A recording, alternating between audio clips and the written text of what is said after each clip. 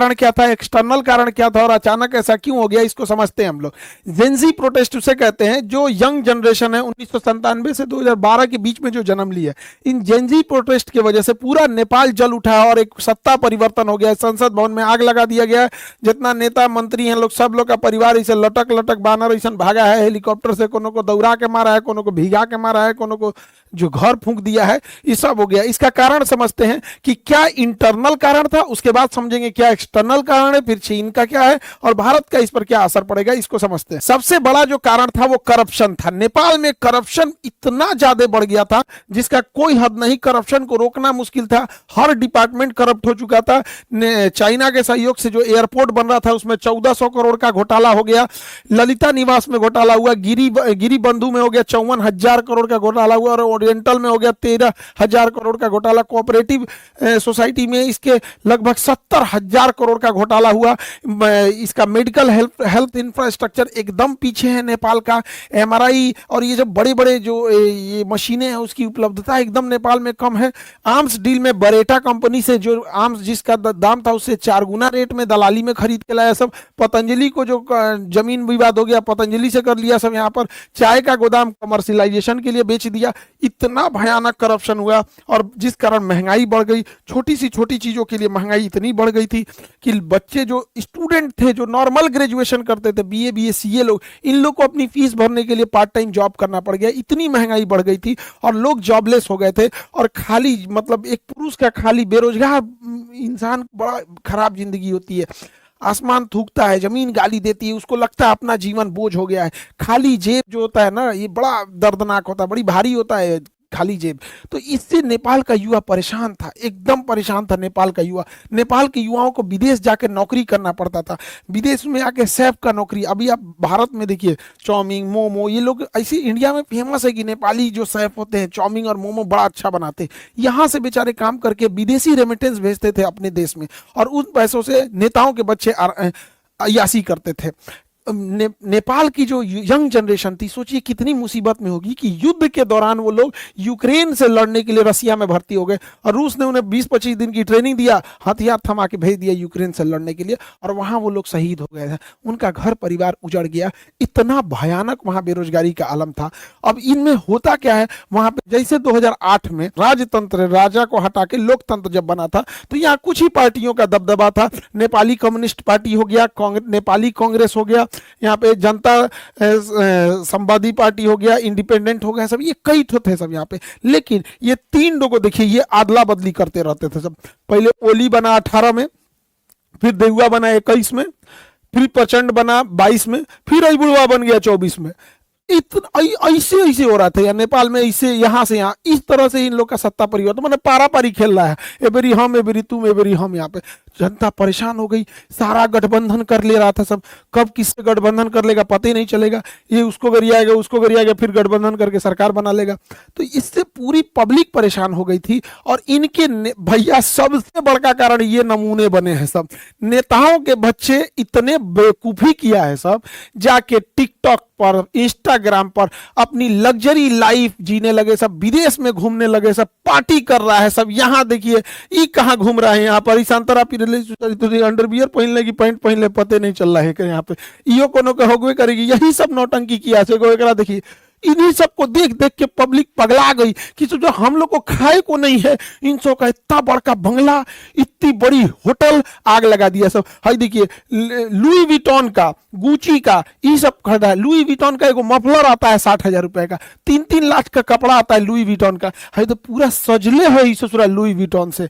एकरा Harry Potter अब्बा गईलो तो लदा के, इसी सबको पीटा था यहाँ पे के बाप को दौरा दौरा मारा है ये बेचारा के। और दिखावा हैरी पॉटर यहाँ देखा, यहाँ पे तोरा अब्बा पिटा के भागा है यहाँ पे, इसी सब के वजह से हुआ है। अब होगा क्यों नहीं, नेपाल की पब्लिक की हालत ऐसे है, नेपाल की पब्लिक इस तरह से। आप इनको देखिए, भारत के नेताओं से सीखना चाहिए नेपाल के नेताओं को। भारत के नेताओं का 2 चाल समझिए, इनके बच्चे कहाँ पढ़ रहे हैं ये बताते ही नहीं है और ये अपने बच्चे को कहते हैं कि बबुआ ते मर्सिडीज में घूम, ते ऑडी में घूम, BMW में घूम, लेकिन फोटो मत खींचो हो, फोटो नहीं खिंचाना है, फेसबुक पे नहीं डालना है, गरीब बन के रहना है। एक दिल्ली में एक नेता से हमसे मिले थे, उनके लड़का, तो कहा कि सर एक फोटो हो जाए, हम कहा हाँ हाँ, तो ऐसे कहा कि रुकिए सर शर्टवा मोड़ लेते हैं, रोलेक्स की घड़ी है, दिख जाएगा तो पब्लिक क्या कहेगी। ये भारत के नेताओं का है। और दूसरा, इनके बाल बच्चे तो ऐसे हैं, ट्रेनिंग दिया गया है, और ये ससुरे कुर्ता पहन लेते हैं सब। अब कुर्ता में बुझेबे नहीं करता, कुर्ता 1 लाख का है कि 5,000 का है, कुर्ता तो नॉर्मल दिखता है, तो इनका कुर्ता स्ट्रेटजी है। दूसरा, आप देखिएगा कभी भी अपने घर का फोटो नहीं दिखाएंगे सर, भारत का कोई नेता मंत्री घर का फोटो नहीं दिखाएगा। घर के बाहर जो लॉन होता है, खाली जगह, इंटरव्यू देना रहेगा, वो लॉन में बैठ के देगा, बैठ जाएगा लॉन में, देखेगा पीछे घर नहीं ना आ रहा है, कहेगा दूगो गाय ले आके इधर ये चराओ, दू गाय बांध दो, इंटरव्यू चालू करो, पीछे गाय आना चाहिए, अपने आप को गरीब शो करेगा। अंदर जाके देखिएगा महल बनाया रहता है। तो नेपाल के नेताओं को भारत के नेताओं से सीखना चाहिए। हालांकि भारत में भी ऐसे नेताओं लोग में करप्शन बहुत ज्यादा है, एक्सेसिव करप्शन है। तो नेपाल के एक नेताओं के बाल बच्चे, इन्हें नेपो किड्स या नेपो बेबी बोला जाता था इन सबको, बकलोलवन सब, ये सब नाच दिया। तो ये नेताओं के लोगों की लग्जरी लाइफ थी, और ये नेपाल के गरीब लोगों की थी। सोशल मीडिया पे इन नेताओं के इस रवैये को लोगों ने बढ़ चढ़ कर शेयर किया कि इन्होंने करप्शन के पैसे से विदेश में पढ़ रहे हैं, विदेश में घूम रहे हैं, विदेश में पार्टी कर रहे हैं, इनका इतना बढ़िया बढ़िया मकान है यहाँ पे। तो सोशल मीडिया पे ट्रेंड होने लगा, सोशल मीडिया इस पर तूल पकड़ने लगा, लोग बोलने लगे सोशल मीडिया पे।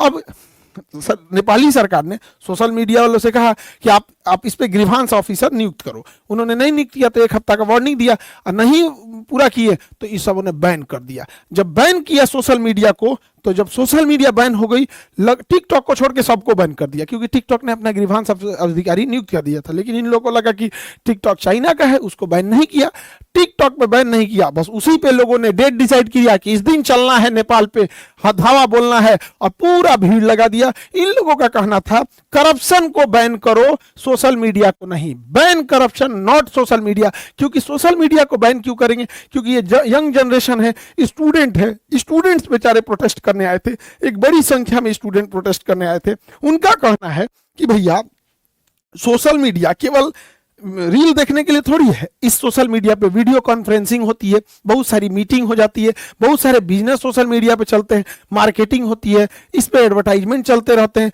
आजकल नेपाल में बहुत सारे लोग विदेश में काम करते हैं, तो विदेश में नॉर्मल नंबर नहीं लगता है, तो लोग व्हाट्सएप कॉल कर लेते हैं, ये इसमें दिक्कत आने लगा। बहुत सारे लोग नेपाल में क्लास करते हैं, उनके भी वहाँ के टीचर होंगे लोग, वो लोग पढ़ाते होंगे अपना अपना वहाँ पे, तो सारी चीजें बाधित हो गई। इसी को लेकर प्रोटेस्ट हो गया। प्रोटेस्ट बहुत बड़ी संख्या में था। यहाँ पे अगर ध्यान देंगे तो यहाँ पुलिस इनको रोक रही थी, तब तक ससुरा किसी ने आदेश दिया ऊपर से, प्रधानमंत्री के यहाँ से, कि इनको गोली मारो। और जानते हैं इन्होंने क्या किया? एकदम माथा पे गोली मारे हैं सब। इन बच्चों को स्कूल यूनिफॉर्म पे माथा पे गोली मारा सब। अब जब यहां गोली मारिएगा तो ये तरीका गलत है। लोकतंत्र में भीड़ को शांत करने के लिए अन्य तरीके भी होते हैं। ये बात है कि हाँ, हर चीजों को हम लोग जबरदस्ती नहीं मना सकते, लेकिन वाटर कैनन होता है, आंसू गैस के गोले होते हैं। जब चीजें हद से पार हो जाती है तो पैर पे गोली चलाया जाता है, कई बार रबड़ बुलेट चलाए जाते हैं, एकदम एक्सट्रीम हो जाता है तो पैर पे गोली चलाया जाता है। उसके बाद भी कारण बनाना पड़ता है कि हमने ये सब कर दिया, तब लास्ट में इस तो पूरा सीधे गोली मारा सब, यहाँ पे एकदम हेड शॉट मारा। इसके वजह से जो लोग प्रोटेस्ट में नहीं भी उतरे थे वो सब के सब लोग प्रोटेस्ट में उतर गए और कहें अब की बार तो ओली सरकार को उजाड़ देना है, करप्शन को खत्म ही कर देना है। लोगों ने ऑफिसेस तोड़ दिए, सब जगह तहस नहस कर दिया, संसद भवन को आग लगा दिया, कहा कि चट्टा यहीं से बैठ के करप्शन करता है सब, और यहां से नेताओं को इसे लदा लदा भागना पड़ा है। और समय रहते ये लोग ईमानदारी से काम किए रहते तो आज ये नौबत नहीं आई रहती। नेपाल से ये लोग भाग गए हैं, किसी को डुबा के मारा, लसड़ा के मारा, मूड़ी फोड़ दिया, कपार फोड़ दिया, को जिंदा जला दिया। ये सब पूरी तरह से नेपाल को तबाह तबाह कर दिया। नेपाल में एक हामी नेपाल करके एनजीओ था जो भूकंप के समय मदद कर रहा था। सूडान गुरुम इसको नेतृत्व कर रहे थे, और इधर एक काठमांडू का मेयर बालेन शाह, ये लोग इसको एक तरह से लीड कर रहे थे। हालांकि भीड़ इतनी ज्यादा हो गई और पुलिस की गोली वजह से ये घटना और ज्यादा उग्र हो गई। हालांकि इसे कंट्रोल करने का बहुत हद तक आंदोलन को कंट्रोल कर लिया गया है। सेना कमांड को संभाल चुकी है। सेना ने आदेश दिया जनरल ने कि आप सब लोग अपने इतने जगह पे लौटेंगे, और अभी के तौर पे अंतरिम सरकार सुशीला कार्की को दिया गया है। जिस तरह बांग्लादेश में दिया गया वहां पर यूनुस खान को, उसी तरह दिया गया यहाँ सुशीला कार्की को। ये भारत के बीएचयू यूनिवर्सिटी से पढ़ी थी, वहां पर चीफ जस्टिस रही, पहली महिला मुख्य न्यायाधीश रही,